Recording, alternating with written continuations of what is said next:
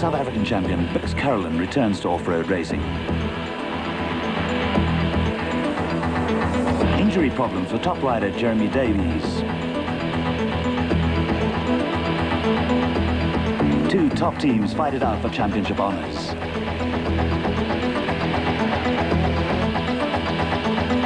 Another starring role in the 200 motorcycle class for Yuri Himan. The final round of the Total GTE Off-Road Championship, the Caledon 500, had all the makings of a dramatic event. With national championships settled in only 2 categories, it was make or break for those with championship aspirations. The competitors paraded through the streets of Vecna and brought the Free State town to life. In the 200 motorcycle category, championship leader Brian Bontekoning needed only to finish in the top 3 to make certain of the title. I've hopefully racked it up. I've just got to make 1 point more than I did in Tongaland, and I should have it all sewn up. So I'm going to just pace myself. I'm not going to go too slow, because it's when you crash. With an outside chance of pipping Bontekoning at the post for the title, fireworks were expected from Yuri Himan.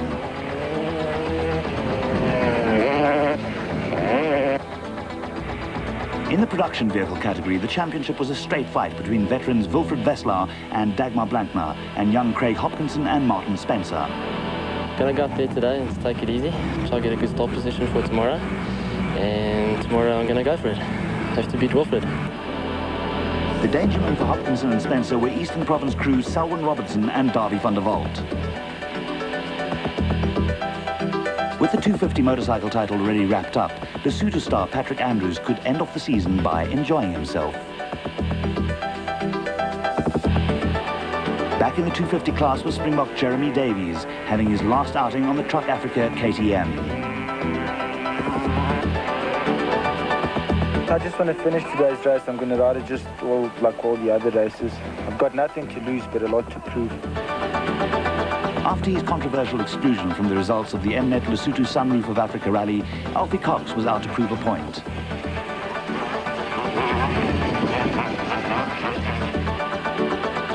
In the commercial vehicle championship, the major issue was who would finish second to Alfred van Vieren and Piet Pelser.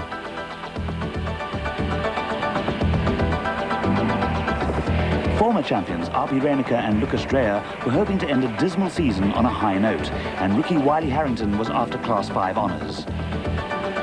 I've still got a possibility of winning the Class 5 championship, and that's all I'm working for in my infant year of off-road racing.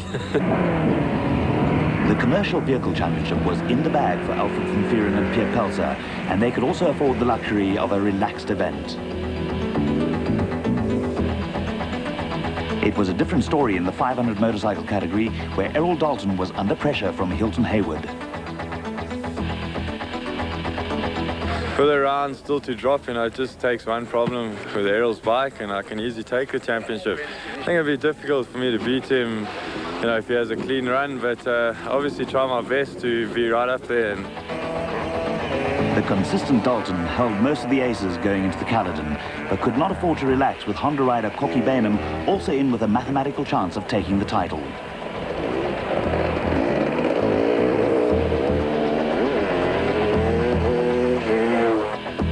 With Wade and Grant Perrin still having to drop points in terms of the championship format, the Special Vehicles Championship was a straight fight between Klaus Degener in the BP Chenoweth and Richard Schilling in the Motortech Race Co. The return of Caledon and Kenny Scholthammer placed a little extra pressure on Degener and Schilling, although Caledon was in a casual mood. We've just come here really to have a bit of fun. This car is actually 90% sold. And I just wanted to give it one last chance, and Kenny and I decided that we'd come back and try and make this one 3 in a row, because we're getting tired of Schilling with winning 3 roofs in a row. So we've won this race twice, and we want to try and make it 3 in a row. For Mnet Lesotho Sunroof of Africa winners Richard Schilling and Ashley Thorne, victory was a must if they were to sneak the title, with Schilling in a confident mood. Off-road racing is not a very predictable thing, but having won the last 2, like to make a hat-trick in the national season, as you did on the roof. There was pressure too for championship leaders Klaus Degener and Jeff Bell. Always a fighter, Degener is never one to shirk a challenge. aim of the game is to ensure that we win the championship. We're leading the championship. The only person that can beat us is Richard Chilling. He has to win. He has to win the race overall. We have to come worse than second overall to lose it. Jeremy Davies won the short 58-kilometre race in Section 1 to determine start positions for the motorcycles for race in Section 2. He was closely followed by Alfie Cox, Willie Ireland and Patrick Andrews. On the car side, Bux Carolan and Kenny Scholthammer took pole position, followed by Richard Chilling and Ashley Thorne, with Linton Draper and Mike Pretorius third in the Isuzu.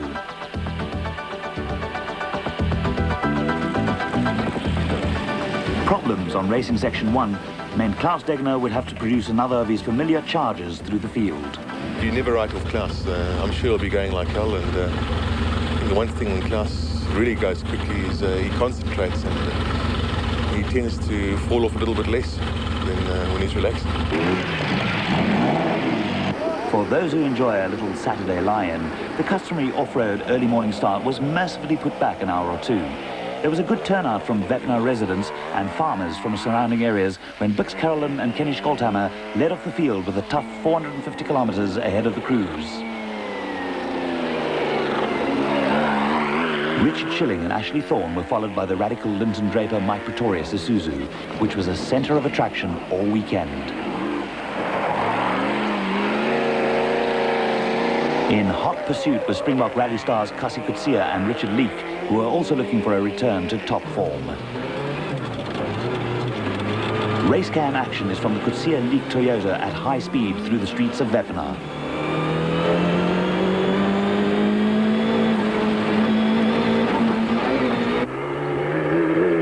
Out in the country, Bux Carolan and Kenny Scholthammer were acting as pathfinders for those behind them.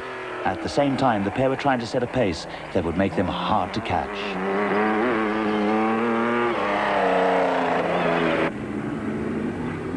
Richard Chilling and Ashley Thorne were doing the chasing. The pair were in devastating form late in the season and were looking for their third championship win in a row in the Caledon.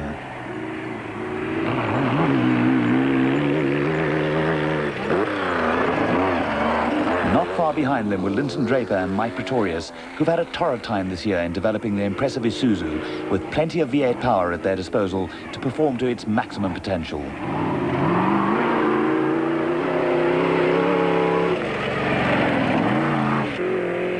The ever-consistent Alfred van Vieren and Piet Pelser were again up among the front-runners in the dealer team Toyota.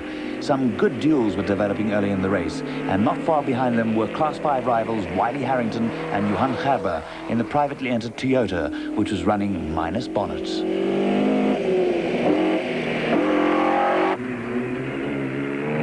Richard Carolan, elder brother of Bux and affectionately known as Obut, was also running steadily in the single-seater lubrication equipment Raceco. With no navigator, the single-seater drivers are at a slight disadvantage and rely heavily on consistent route marking.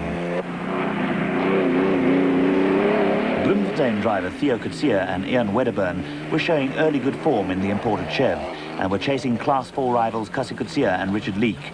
More racecam action from the Coetzee Leek Toyota illustrates that off-road racing is no Sunday drive through the park.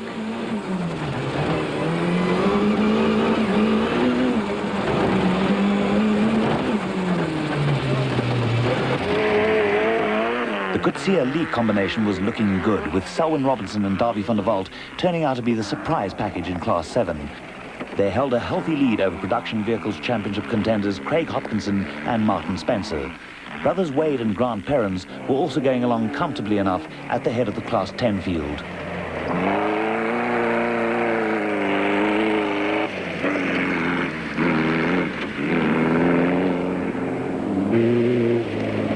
Class 2 leaders and Production Vehicle Championship leaders Wilfred Veslau and Dagmar Blankner were not in the mood to take chances. After years of faithful service, the Astoria Bakery VW, dubbed the Bread Van, will be retired at the end of the season. Suitably attired for a drive through the countryside in a Jeep, Cliff Barker and Mike Redden were in control of Class 6 in the SVM. Back at the start, the Bike Brigade were busy making final preparations for their 450-kilometre bash through the Bundu. If I can stay in front, I'll stay in front, but I'll ride a safe race. Let's going to be a long way. It's going to be tough. Well, I'm first going to see how the marking is, and if it's okay, if I can make my break, I'm going to make my break. But otherwise, I'll just stick with the boys and see when I can make my move. Off-road bike racers are a different breed. They're a very fit and very tough band of young men who consistently put their bodies through a form of motorized torture. For Section 1 winner Jeremy Davies, conditions on the Caledon were a far cry from his previous outing, a romp through the ice and snow of Finland.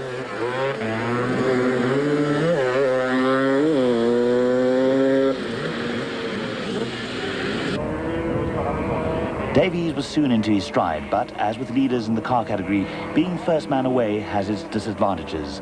Setting the pace and blazing a trail as first man out on the road is not always an easy job. Alfie Cox was content to sit behind Davies, waiting for any errors on the part of the leader, with third man Willie Island also playing a waiting game.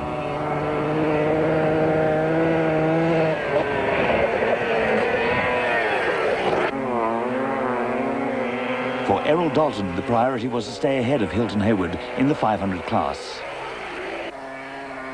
For his part, Haywood had to try and put pressure on Dalton and force a mistake.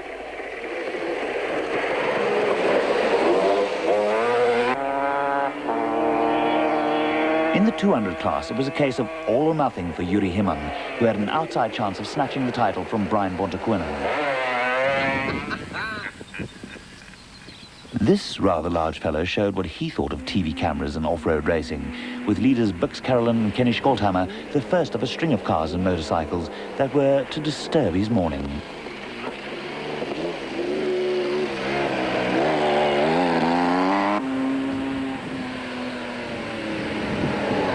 Richard Schilling and Ashley Thorne were holding station in second place, but not far behind them were Linton Draper and Mike Pretorius in the awesome Draper Plant Hire Isuzu, who were closing on the two crews ahead of them.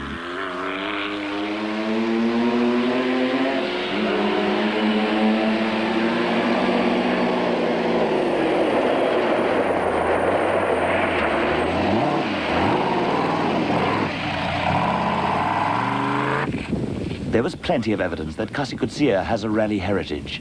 After falling behind the top runners, Kutsia was going all out to make up for lost ground.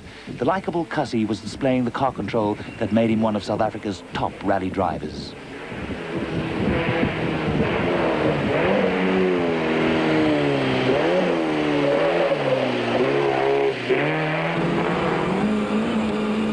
Kutsia and Leek were being buffeted around in the cab of the Toyota and were hard at work.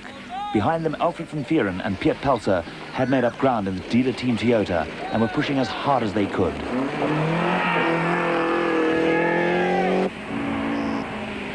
Wiley Harrington and Johan Gerber were still giving chase in the privately entered Toyota. The enthusiastic Harrington is a top rally navigator turned off-road driver and has also had single-seater track racing experience. Theo Kutsia and Ian Wedderburn were also having a good run in the Chevy. For Kutsia, off-road racing is a far cry from the gentle art of painting and building model cars.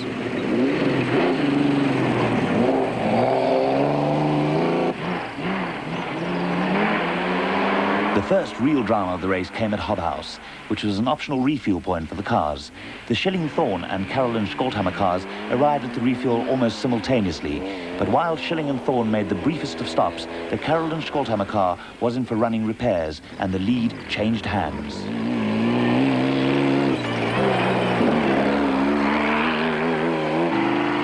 With Caroline and Scholthammer still becalmed, Linton Draper and Mike Pretorius also pressed on in the Isuzu and moved into second place. Kasi Kutsia and Richard Leek took over third, with matters starting to look ominous for Caroline and Scholthammer. The one fuel pump's backed up. It's a scavenge pump that sucks off the float. So what's happening, the thing's fluffing. So about 10 k's out here, the car was missing. We decided we'd stop and replace it now. You'll make plenty on this section because it's hell of a top. What's going to stop at the other as well? With Brother Bix headed for eventual retirement, Obert Caroline was pressing on steadily and gradually moving up through the field in the single-seater race co. Approaching the Hobhouse refuel point, Jeremy Davies still led the motorcycle category.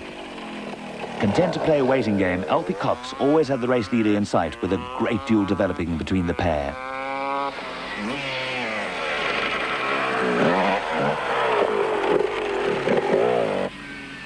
Willie Ireland had established himself in third place, less than a minute behind the two leaders, and was well placed to take advantage of mistakes.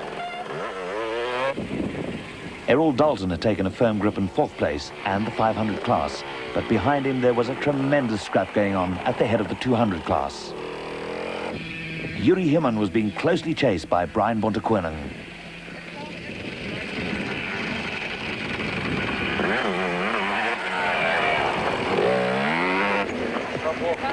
At the head of the car field, the race had a familiar pattern about it, with Richard Schilling and Ashley Thorne in control. With the Draper Pretorius Isuzu hit by a spate of punctures, Cassie Coetzee and Richard Leake had moved into second, but were en route to retirement.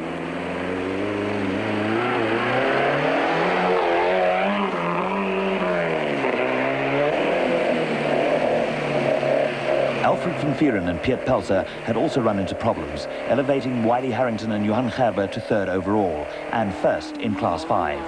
Behind the Toyota, the patient Richard Carolan had quietly moved through the field and was now in a threatening position.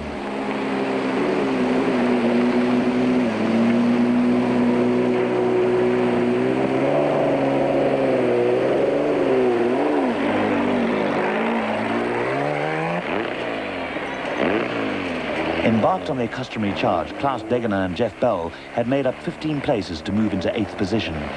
Off-road regulars expected Degener to charge this a water splash, but on this occasion, discretion was the better part of valor. Back at the Hobhouse refuel, there was more drama, this time in the bike category. Slick work by pit crew saw Alfie Cox take over the lead from Jeremy Davies, who, once he got going, was not far from retirement. In thick dust thrown up by the car backmarker, Davies hit a rock and badly damaged his thumb. Willie Ireland was still going strong, and ever the showman could not resist the opportunity to indulge in a few antics. There was none of Ireland's exuberance where husband and wife team Arnold and Estelle Mathieu were concerned. Among the pre-race favourites, the pair ran into a string of mechanical problems that eventually forced them into the role of spectators. There were more problems too for Degener and Bell, whose charge came to an end when it took them 45 minutes to repair collapsed rear suspension. Can't repair it. The secondary torsion has come off as well. We'll try and get that back on. At least we can ride on the secondary torsion bar. Richard Schilling and Ashley Thorne, with the opposition in disarray, were now in complete control, with a lead of nearly 10 minutes. Next on the road was Richard Carolan, who gradually ground his way into second place, although the raceco was starting to sound a little rough.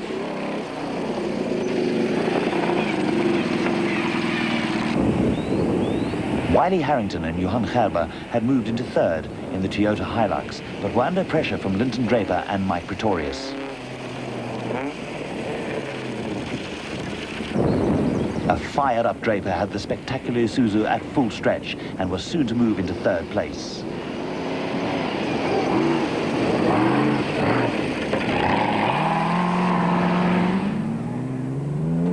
The consistent Cliff Barker and Mike Redden were heading for a top 5 finish and honours in Class 6 in the VA-powered SVM. They were being closely chased by Springboks and former national champions Arpi Reineke and Lucas Dreyer in the Sassel Ford, who were finally showing glimpses of their true form.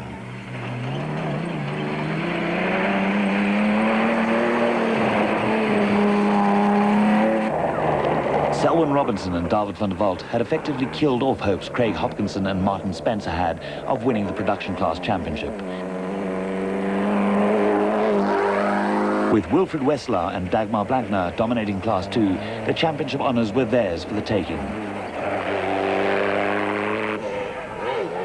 With Jeremy Davies no longer in the picture, Alfie Cox had built up a commanding lead at the head of the motorcycle field. He was around 7 minutes ahead of Willie Ireland.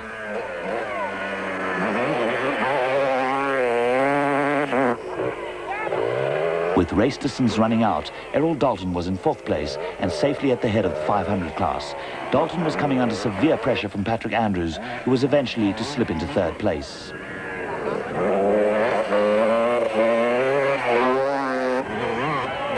In a great performance, Yuri Himman was up into 5th place on the little 200 Kawasaki, ahead of Graham McLachlan and Steve Stoffberg.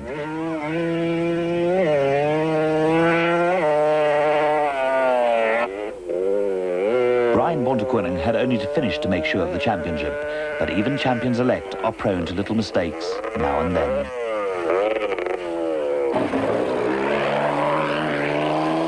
Back at the finish in Vetna, it was smiles and champagne for Richard Chilling and Ashley Thorne. Lovely. Hat-trick on the roof and a hat-trick in the Nationals.